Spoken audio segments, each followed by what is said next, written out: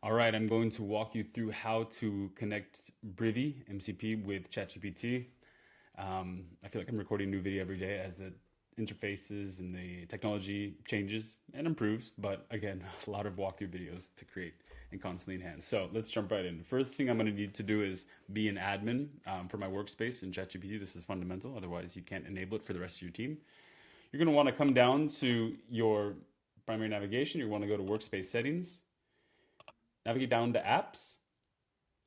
You say, let's go ahead and create a new app. First thing you need to do is enable developer mode. We're going to give it a name. So of course, let's call it Brivvy. You can see how many times I've done this, that everything is saved.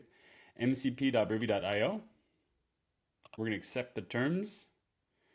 And we're going to go ahead and create a new app.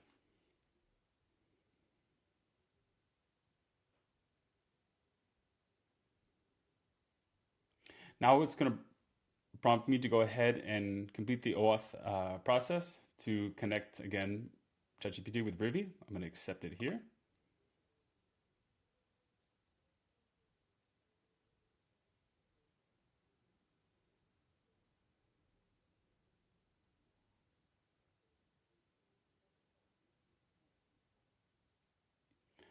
Fantastic. So now we can see Brivvy is now connected.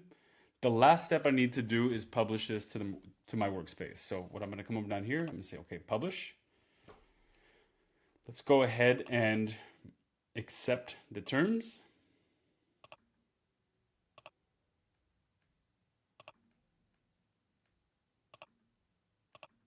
Once you have completed these two steps, you can go ahead and publish.